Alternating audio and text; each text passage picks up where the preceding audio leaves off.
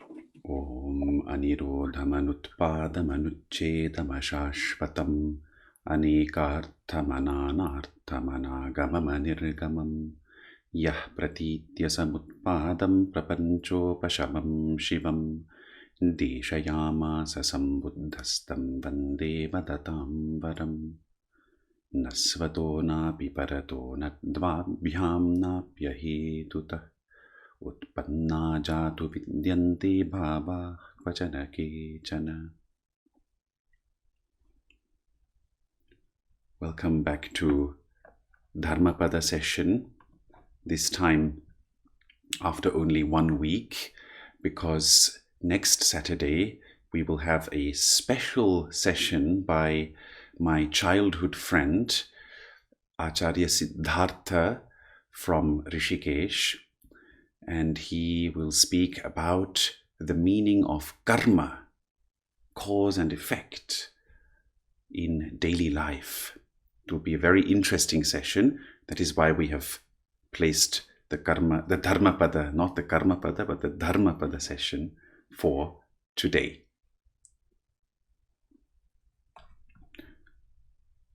So we continue in the Chitta Varga, the chapter on the mind,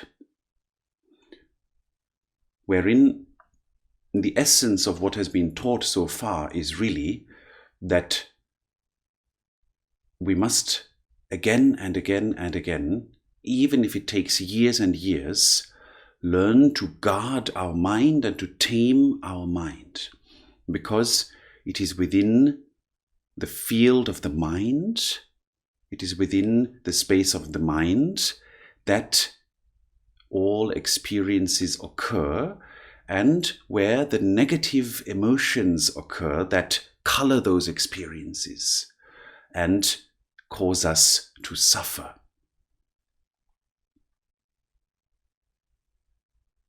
I'll continue with the next verse, and I believe today we will finish this chapter. Kumbhupamam kayamimam viditva nagarupamam chittamidam tapetva yodhetamaram panyayudhena jitam charakhe anivesano siya. Understanding the body to be as fragile as a vase, establishing the mind as securely as a fortress. One should strike suffering with the weapon of wisdom.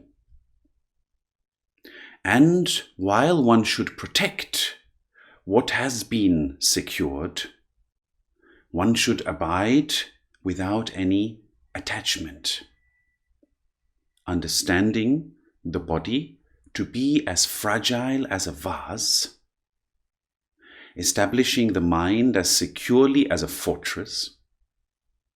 One should strike suffering with the weapon of wisdom. And while one should protect what has been secured, one should abide without any attachment. This refers to practitioners who are already in a quite stable state. What has been secured means a state where one is no longer assailed by the negative emotions. It is a state of victory. Sometimes we have that state and we think, now nothing can assail me. I am totally stable. It is often after longer meditation retreats that one has this state of feeling absolutely settled, and no matter what will happen now, I'm not going to ever slip back into a negative emotion.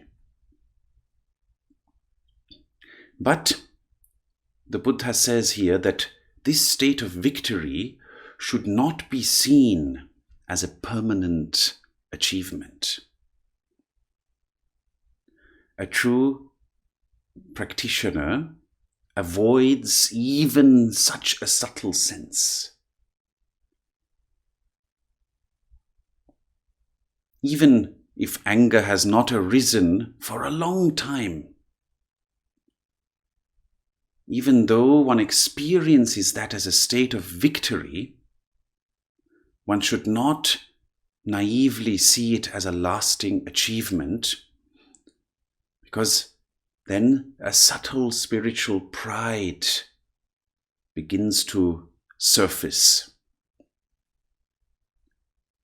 And what was temporarily a victory turns into a new failure, since pride is again one of these subtle negative emotions which will lead to a new chain of negative emotions.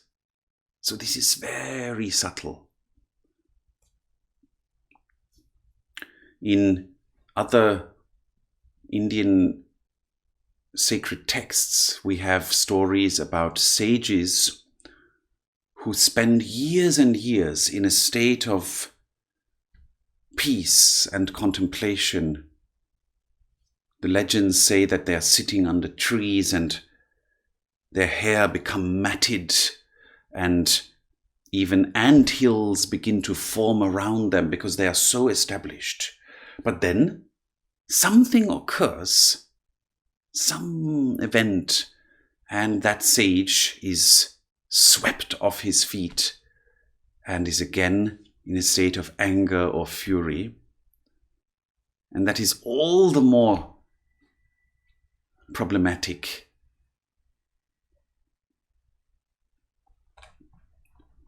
There is a story that the Buddha was staying at the Jetavana monastic garden, and more than 500 monks and nuns from Shravasti,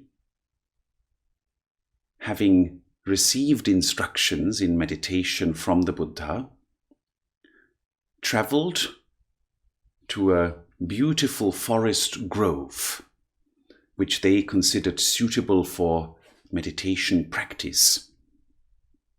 And I've told some of you this story, but this is the original location of the story. And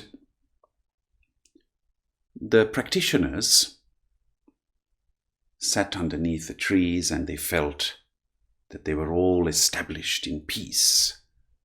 But this lasted only for a while. After one night, they began to feel very disturbed. And the reason they felt this disturbance was occurring was the spirits and other beings in the trees. The monks and nuns felt that these spirits were trying to frighten them away, that the energy was not good, the energy of the place was not good. And some of the practitioners even had very frightful experiences, rather than the peace and clarity that we expect from meditation. So you see, they had thought themselves to be quite established, but going to this new location completely turned everything upside down. So they returned very upset, leaving that place, and went to the Buddha, to whom they told what had occurred. And the Buddha then gave them this instruction that we have just read, which is that you have to establish your mind as securely as a fortress, and you should not ever have a sense of attachment to your spiritual achievement, because just a change in circumstance can already mess that up. And we know this from our own lives, that we think things are secure, we think things are good, and then something internal happens or something external happens, and our situation is completely messed up. So if we wouldn't have the attachment to our condition before, if we would be open and know that circumstances can change and we must remain mindful, we must remain guarding our mind, then you see that kind of extreme change might not occur in the first place.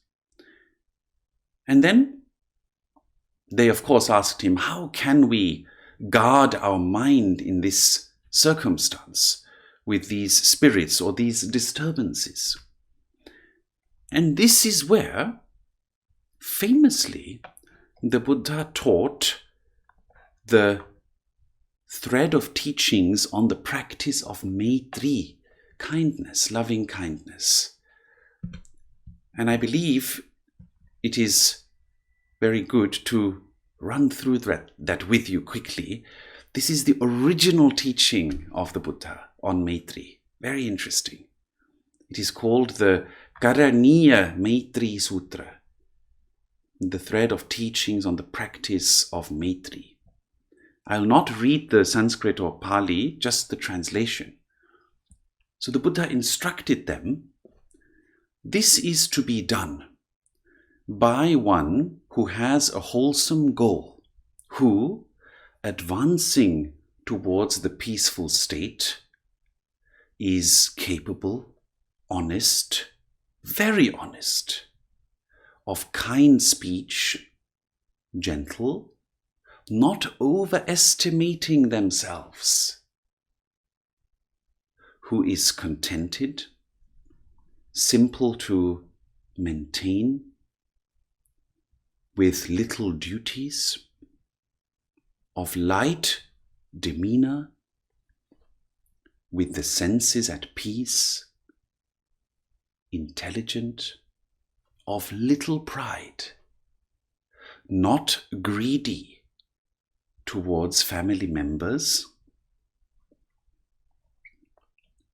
Such a one should not perform even the slightest action which the wise would later rebuke, which the wise would later criticize. Rather, such a one should wish, may all be happy and at ease. May all beings be of happy nature.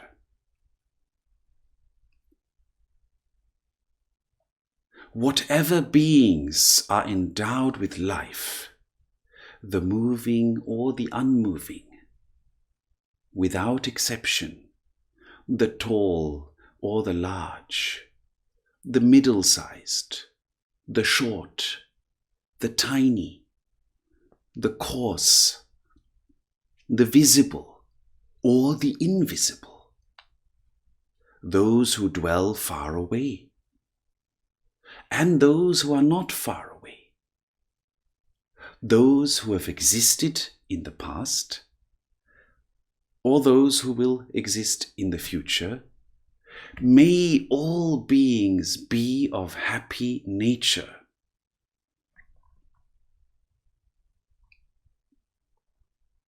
May nobody put someone else down, nor overestimate anyone anywhere. May none, due to irritation or a sense of hostility, desire another's suffering. Like a mother would protect her own child, her only child, with her very life. Likewise, towards all beings, one should cultivate a heart beyond measure. Towards the entire world, one should cultivate a heart of Maitri beyond measure. Upwards, downwards, horizontally, without restriction, without enmity, without rivalry, while standing, walking, sitting, or lying down. As long as one is not fatigued, one should abide in such attentiveness. This they call Brahma Vihara, the way to abide in Brahman, in the Absolute. Buddha's words. And then the last verse, not resorting to any conceptual idea, having virtuous conduct, gifted with insight, directing one's inclinations away from desires. Such a one does not return to a new birth. So, if we have Maitri towards all beings, as he described, if we sustain that throughout all our activities, if we do not lose such attentiveness, and if we direct our inclinations away from desires, it means we will not return to a new birth. This is the original Maitri Sutra. So this is what he taught the monks and nuns who were feeling disturbed in their meditation, that they should practice Maitri towards those beings. And as they did so, those beings reciprocated by readily welcoming them and not causing any harm or frightening feelings. Thus, they were again in peace, and they could meditate upon the nature, the impermanence of all things, and they made great progress in their practice.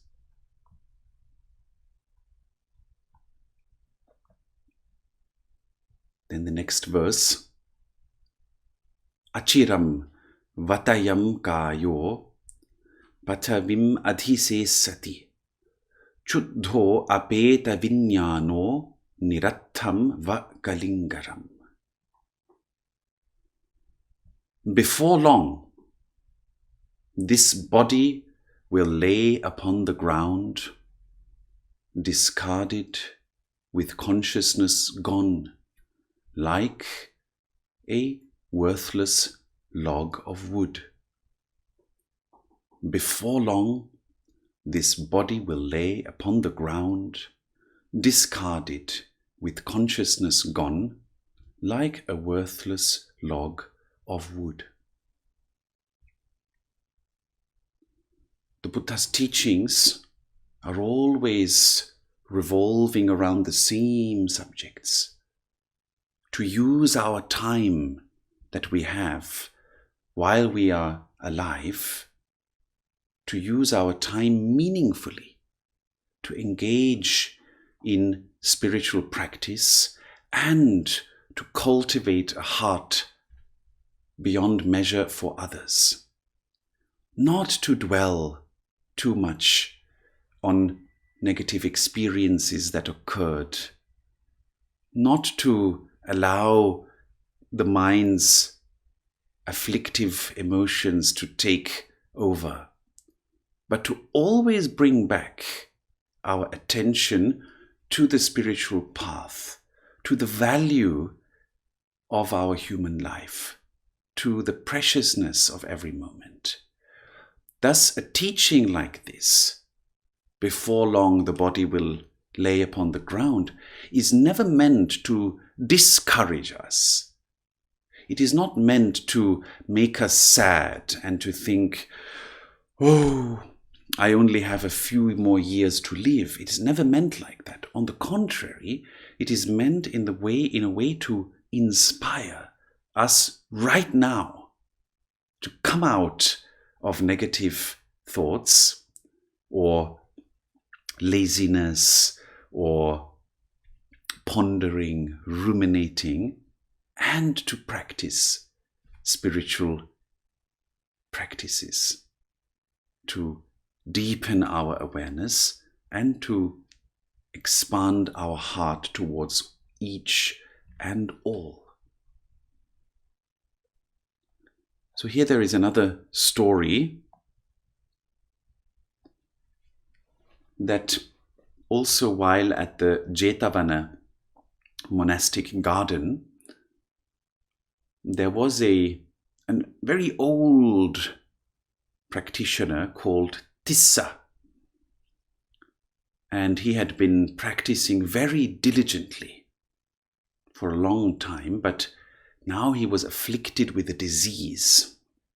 Boils appeared over his body and quickly developed into big sores. And when these sores burst, his robes became sticky and stained with pus and blood. And thus his whole body was stinking. And the other monks and nuns who were younger began to call him the Putikata Tissa, which in Pali means the Tissa with the stinking body. It's not very nice to call him that, even though he has an illness, but apparently that is what happened.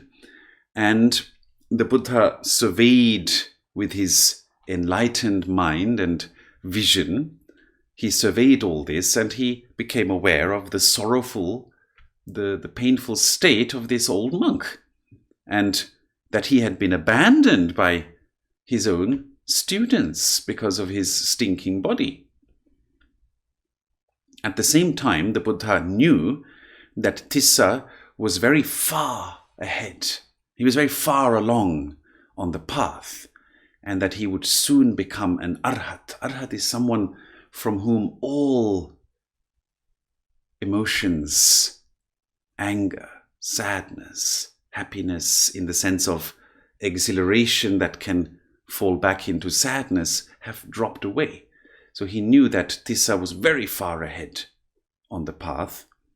So the Buddha got up and proceeded to the cabin where Tissa was staying. And the Buddha himself boiled water, went down to where the old monk was lying, and cleaned his wounds. He washed and bathed him, and he also washed his robes, and then dressed him in fresh new robes. It's very beautiful. Very similar to a story about Jesus, in fact. Only that this one is older than that story. So after he had been washed by the Buddha, the old monk sat, and the Buddha told him to once more develop one-pointed samadhi, one-pointed concentration, and to direct his mind upon the absolute truth of his own nature. And then he spoke this verse that before long this body will lie on the earth. Consciousness gone, discarded like a useless or meaningless log of wood. And it is said that at that instant, in the depth of samadhi, as he was directing his insight, his mind, his insightful mind towards the absolute truth, Tissa became an Arhat. And shortly after, passed away. It's a very beautiful story.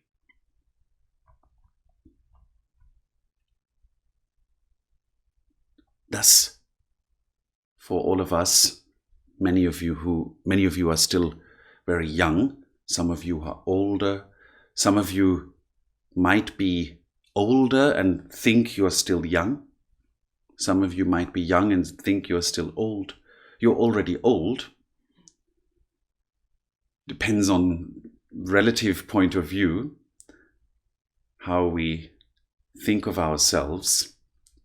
Nonetheless, always remember this teaching that before long, this body will lie on the earth. So we have to use this time now to develop the depth of awareness and a boundless heart of Maitri. We should not let our minds be distracted by the negative emotions.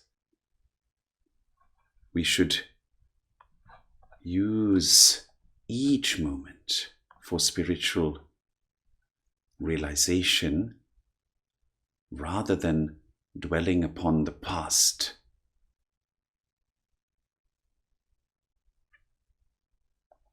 Or upon effects which the past may continue to have on us.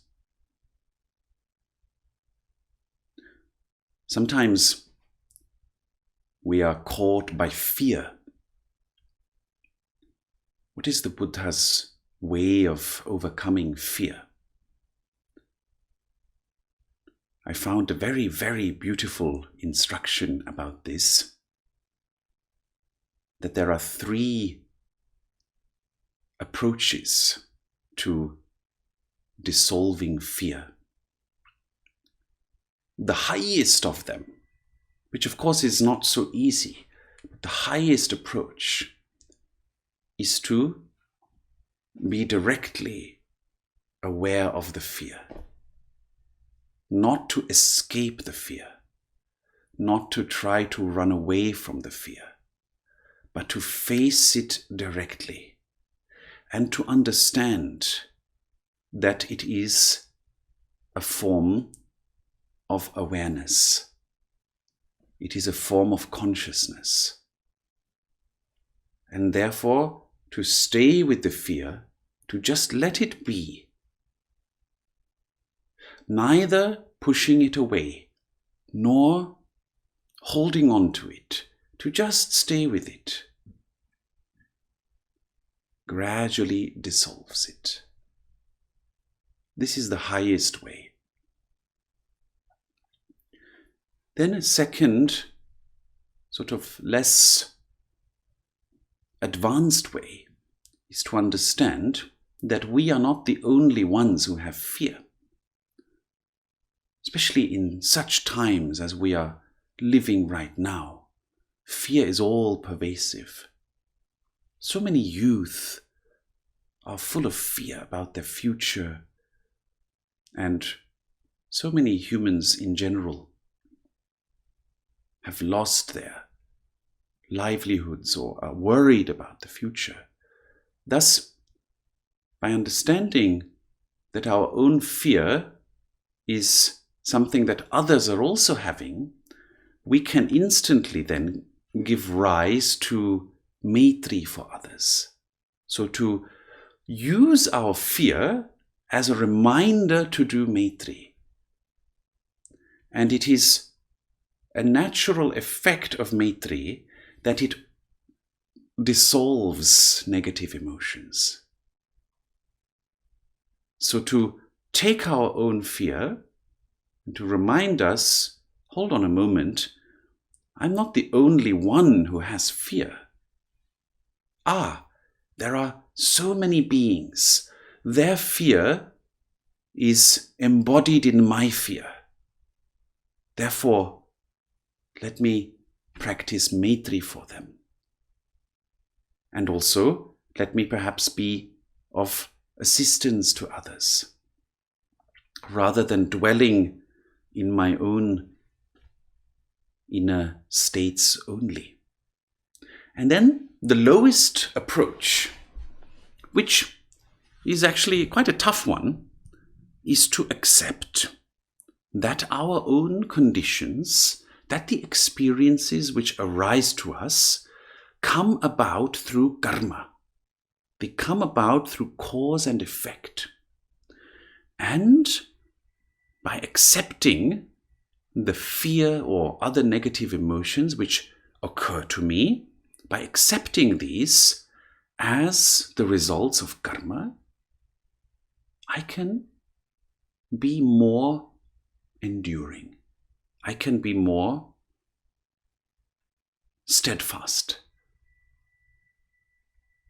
That yes, this is a result of previous conditions, and now I'm going through that, but it will pass.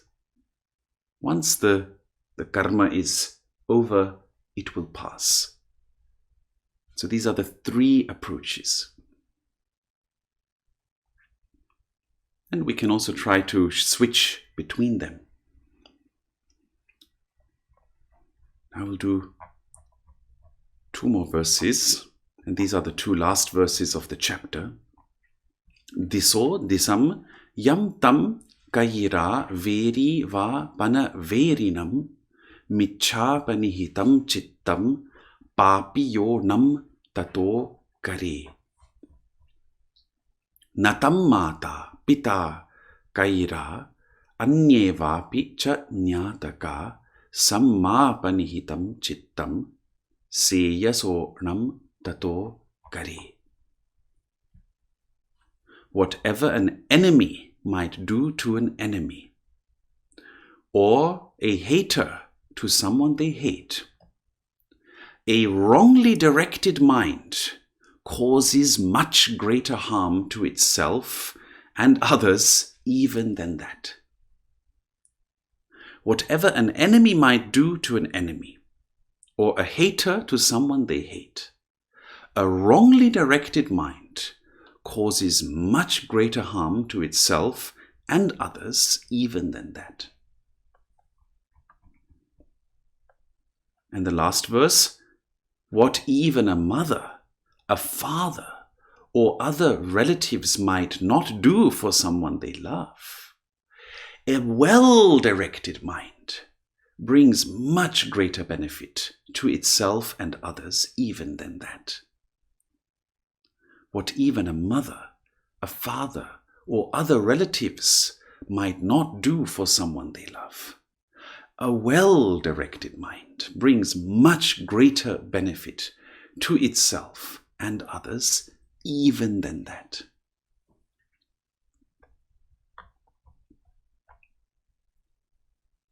In other words, like Krishna explained in the Bhagavad Gita, your mind is your greatest friend and it is your greatest enemy, depending on what you do with it. Thus, to work on your mind, that is the highest of all instructions. Again and again reminding yourself, you have this mind and you can work on it. You are not a victim. It does not help to feel that one is a victim. What helps is to work on the mind through the methods of awareness, but also Maitri, Karuna, Mudita, or any other methods related to the mind. What simply doesn't help is to feel that we are victims and that we can't do anything. So here there is a story which is interesting, and I didn't fully see the connection to the verse, but I will tell it anyway. that while he was visiting a village in the kingdom of Kosala, this is sort of around modern-day Ayodhya, the Buddha came to know about a herdsman called Nanda, who used to look after the cows of a man known as Anathapindika. And although Nanda was only a cowherd, a herdsman, he was relatively well off.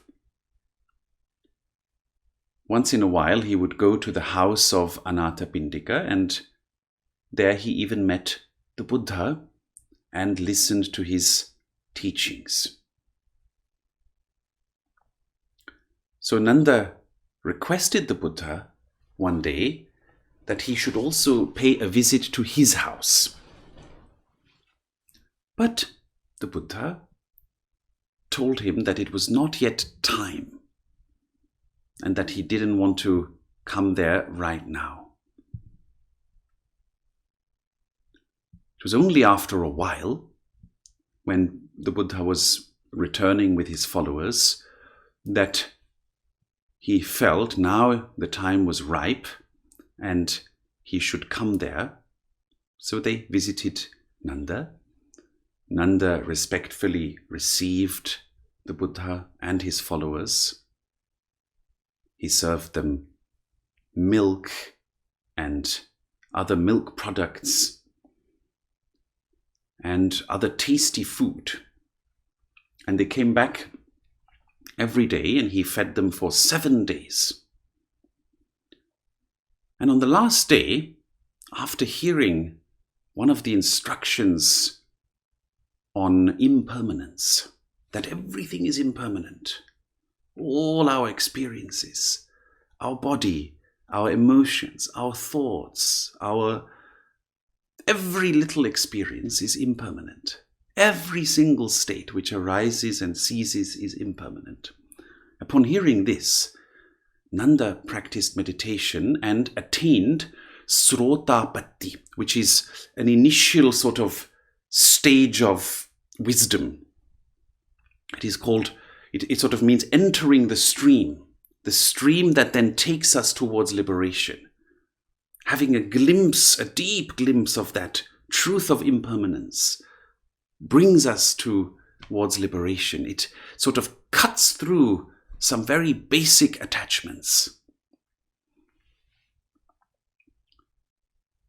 And as the Buddha was leaving on that day, Nanda carried the bowl of the Buddha and followed him for some distance and then paid homage and turned back to go home. And at that instant, a hunter who was an old enemy of Nanda, they had had a big conflict in the past, saw Nanda on the street without any defense and shot him down with an arrow. And the monks and nuns came to know about this and came to the Buddha and said, "Oh, Venerable Master, you came here, and because of your visit, Nanda made all these offerings to us, and then he accompanied you unarmed, and on his way home, he was slain." So they were surprised. How could this happen to someone who was attending to the Buddha himself? And then the Buddha said that, "O monks, whether I would have come here or not, there was no escape from the consequences of karma, since a wrongly directed mind does much greater harm than any enemy could ever do." So in other words, the cause and effect, the karma of Nanda caught up with him. However, he had been very fortunate to have experienced that clear entry into the path of liberation. So, while it was a very sad occurrence, at the same time, there was also a great blessing. So, always remember that karma cannot really be undone. We also have the same teaching in Vedanta that the present karma, the present cause and effect that is occurring is like an arrow that is already shot and is flying towards its target. What we can do, however, is within this karma gain wisdom, gain spiritual insight, gain a heart of immeasurable maitri for others. Then, no matter what karma occurs, we need not react to it with fear. We need not react to any circumstance with a sense of dejection. We can take the circumstance, be grateful for the wisdom teachings that the circumstance inspires us to practice. So we can be grateful for even the worst circumstance. In very practical terms, this pandemic that is going on, which is causing so many troubles to so many, youth especially.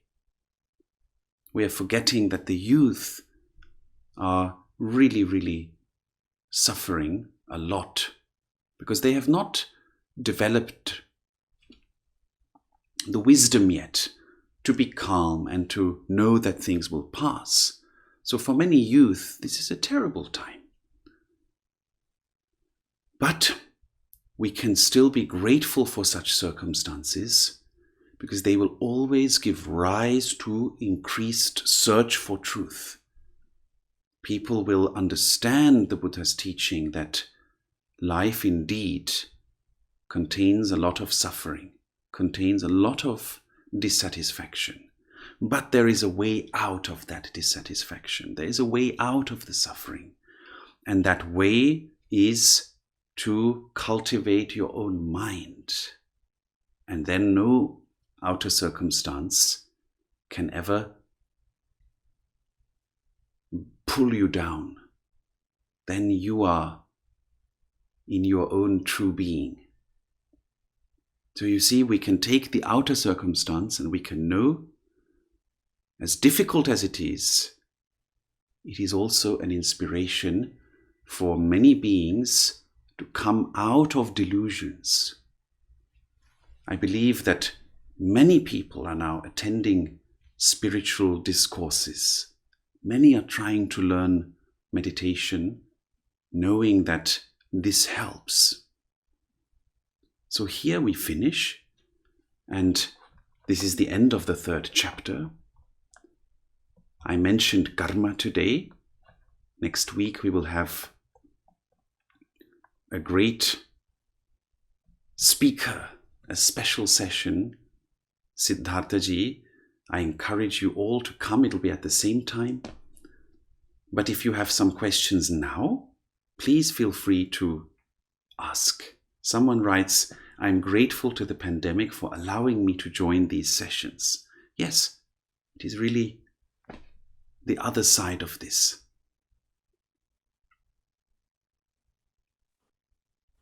Any questions?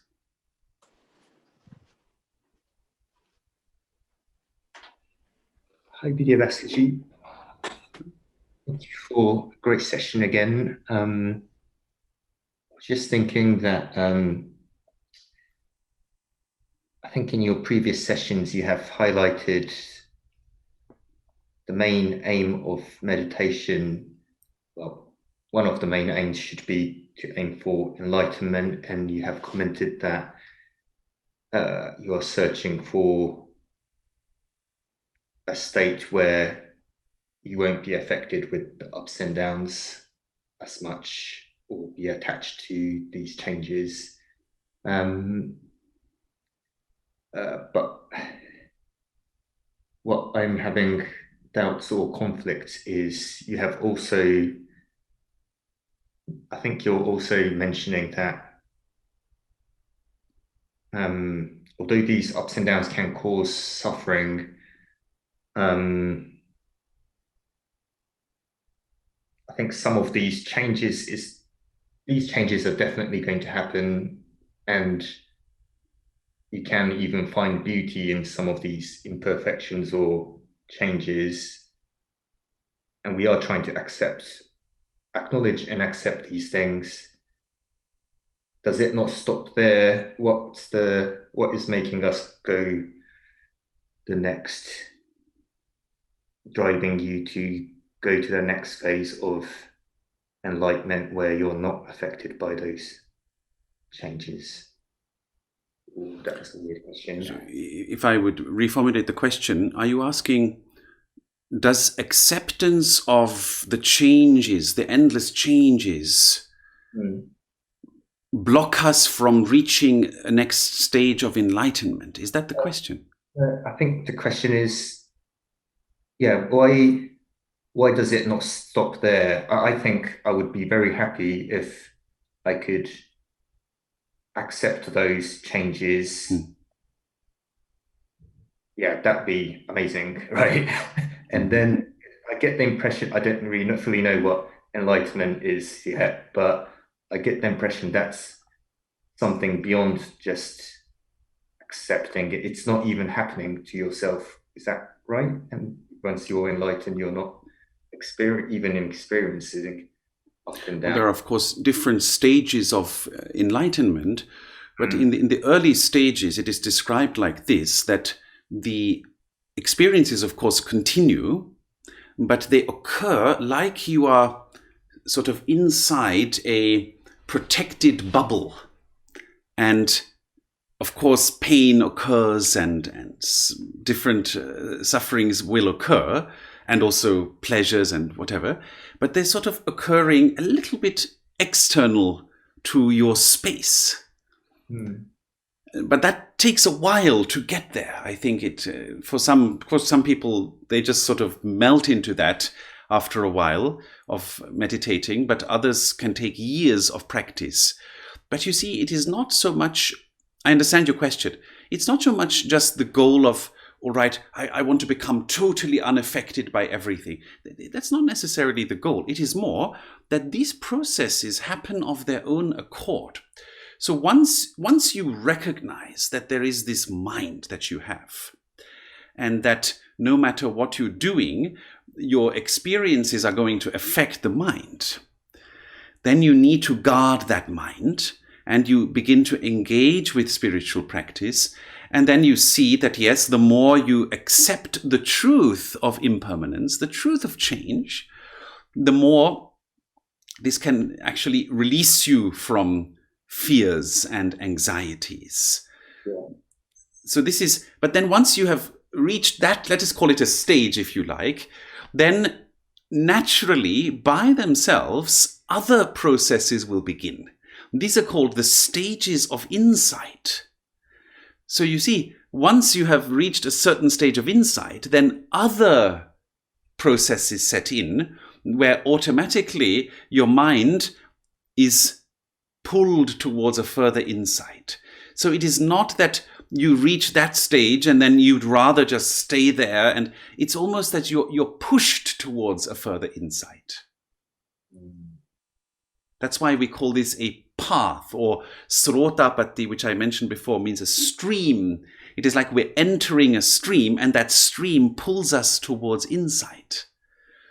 And there can be times, even after we have had a deep insight into impermanence, into the nature of things, it can really happen that we can have some kind of deep crisis, deep existential crisis, where certain attachments have to be let go, and that's what it is. And that sometimes might be extremely painful for a while, and then a next stage of insight comes.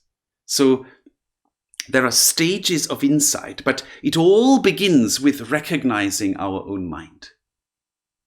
It all begins with that. So all I can say to you is that you can't control this really. Once you have recognized that you have a mind, and once you have recognized that your experiences depend on the quality of your mind, there is no escaping the route to liberation, to enlightenment. At least certain stages you will go through. It's automatic. That's great. Thank you very much.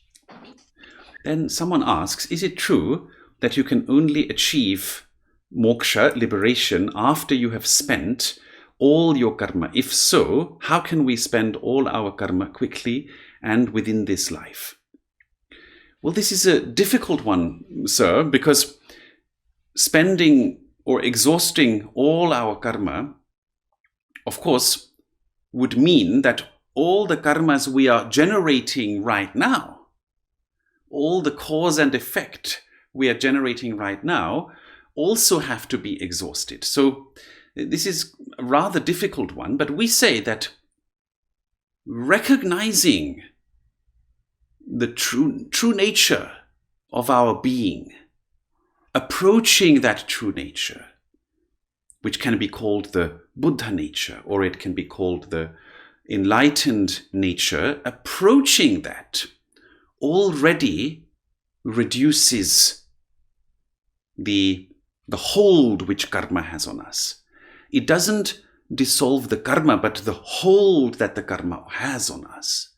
And then, if we manage to achieve liberation, which is simply the true knowledge of our nature, is simply the true, absolute knowledge of our true nature, in the depth of samadhi, in the depth of meditative absorption, and when karma then no longer has a hold on us, we can say, in that sense, karma is spent. But it is not that externally it doesn't continue. It is more that the hold it has on us doesn't continue. Yes? And then someone asks, can our practice help other people overcome fear through Maitri? Yes, it is my experience that Maitri really helps, and many have come back to me also. Many of you have come back to me and have stated that yes, they have also felt that it has helped others in their life. But, my dear, it is not all powerful. So when there is real suffering, real fear in someone, sometimes we simply cannot do much, even with great Maitri. Sometimes accepting that this cause-effect chain is just occurring, sometimes continuing with Maitri for them, of course, but simply accepting and being there for them is more useful than thinking I should be like a magician and my practice should now remove their suffering. So please always combine Maitri with wisdom. Wisdom means acceptance. Acceptance, and continue to be there for them as well as you can. And know that everything is impermanent. Everything will turn into something else.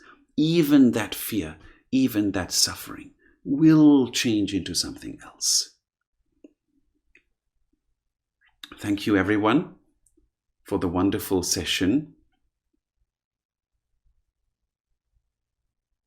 And yes, indeed, it is empowering to know about one's misdirected mind and the damage it can cause, for sure. Please practice well, enjoy your weekend,